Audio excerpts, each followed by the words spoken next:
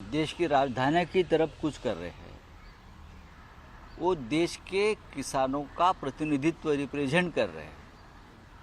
वो सभी किसानों की आवाज़ उठा रहे हैं, लेकिन उनको रोकने के लिए जिस तरह से घेराबंदी सरकार ने की है वो ठीक नहीं है। अब तक 100 से ज़्यादा किसान जख्मी हुए हैं, बहुत लोगों को अरेस्ट किया है, बड़े बड़े जेल बना लिए हैं। ये क्या है? स्वतंत्र हिंदुस्तान में हमारे किसानों के ऊपर इस तरह से जुल्म हो रहा है। और मोदी जी विदेश में, अमित शाह जी चुप, कृषि मंत्री को कोई वार्ता का अधिकार नहीं, राजनाथ सिंह जी बस सिर्फ तारीख पे तारीख, बातचीत पे बातचीत। आज भारत बंद का ऐलान किया है, लेकिन मुझे लगता है कि ये संदेश पूरे देश में पहुंचा नहीं है भारत बंद का। आने वाले दिनों में पूरे भारत में इस प्रकार का आंदोलन कैसे हो सकता है किसानों के लिए, इस बारे में महाराष्ट्र महाविकास आघाड़ी भी चर्चा करेंगी। वहाँ के जो नेता है आंदोलन करने वाले, उनके साथ शिवसेना का निरंतर संपर्क चल रहा है। हरियाणा, पंजाब, दोनों जहाँ जहाँ लोग पहुँचे हैं वहाँ उनको जो प्रमुख नेता है उनसे हमारा संपर्क चल रहा है।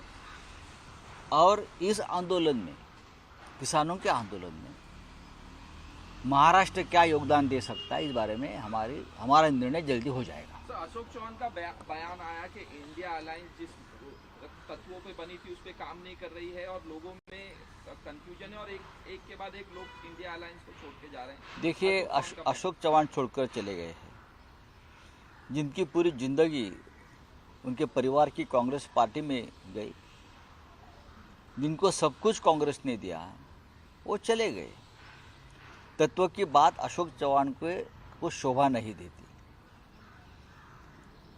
जो लड़ने वाले लोग हैं इस परिस्थिति से, वो तत्व की बात कर सकते हैं। अशोक चौहान अगर नीतिमत्ता तत्व की बात करे, आइडियोलॉजी की बात करे, तो लोग उन पर हंसेंगे। तो ये बेहतर है कि आप चुप बैठिए। आपने जो मार्ग का स्वीकार किया है वो ठीक है, वो आपकी मर्जी, आपकी मजबूरी, आपका डर। देखिए, जुमला और मोदी ये एक सिक्के के दो पहलू हैं। आप जो पूछ रहे क्या रहेगा, जुमला और मोदी में फर्क नहीं है। 2014 से ये सिक्का इस देश में चलाने की कोशिश हमारे ही किसान और हमारी जनता कर रही है, लेकिन अब लोग उब चुके हैं। ये जुमला अब नहीं चलेगा। मोदी जी प्रधानमंत्री नहीं बनने जा रहे हैं। फिर एक बार सुप्रीम कोर्ट का जो ऑर्डर आया इलेक्ट्रॉनिक बॉन्ड इसको सुप्रीम कोर्ट का सवाल उठा है, किस तरीके से देखते हो सर? चंदे की बात है। एक गाना है फिल्म में, चंदा हो चंदा। अब लोग उनको पूछे कि क्या किया चंदा, कहाँ है चंदा, कहाँ से आया चंदा? हाँ, लगभग 7,000 करोड़ जिस तरह से बीजेपी के खाते में असंवैधानिक तरीके से आए हैं।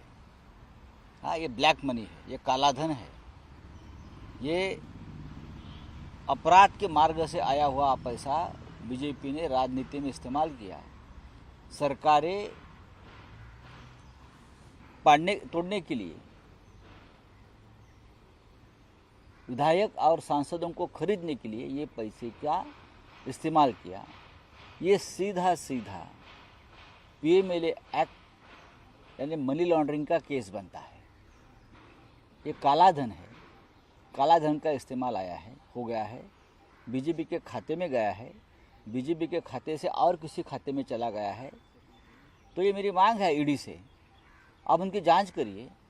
और जब से ये काला धन बीजेपी के खाते में आया है, तब के बीजेपी के राष्ट्रीय अध्यक्ष जो है उनके ऊपर आप एफआईआर लॉन्च करो और उनके ऊपर मुकदमा चलाइए। इस तरीके से चाइना से हमारा वॉर चालू है और कहीं ना कहीं उनकी भी फंडिंग इसमें दिख रही है इलेक्ट्रल बॉन्ड के लिए। देखिए, चाइना का जो फंडिंग है वो पीएम केयर फंड में ज़्यादा है और उसमें भी है।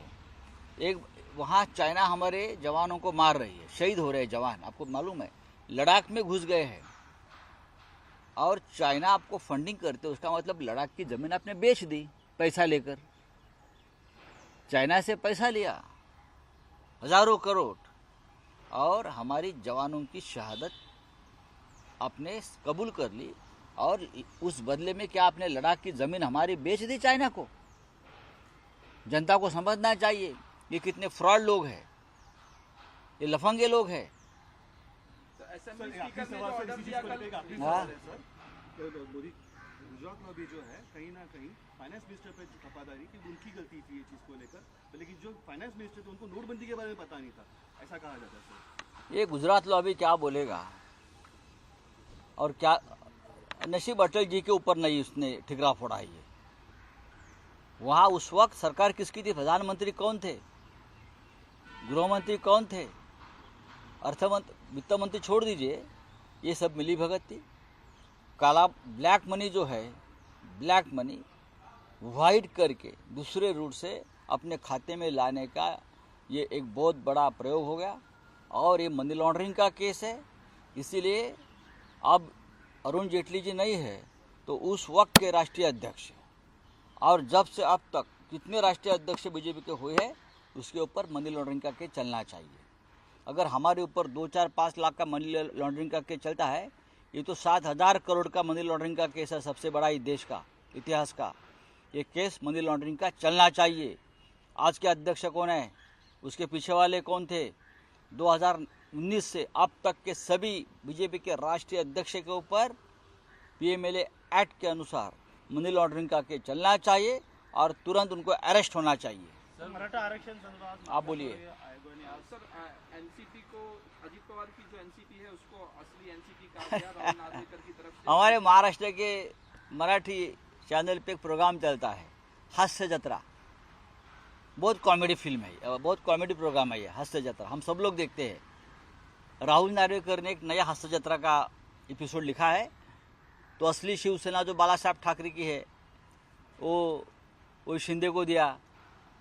शरद पवार साहब अभी भी है, उनकी पार्टी जो है राष्ट्रवादी कांग्रेस पार्टी, वो अजित पवार को दिया। लोग हंस रहे हैं, हास्य जत्रा है ये हंसने का एकदम जोरदार धमाका है हास्य जत्रा।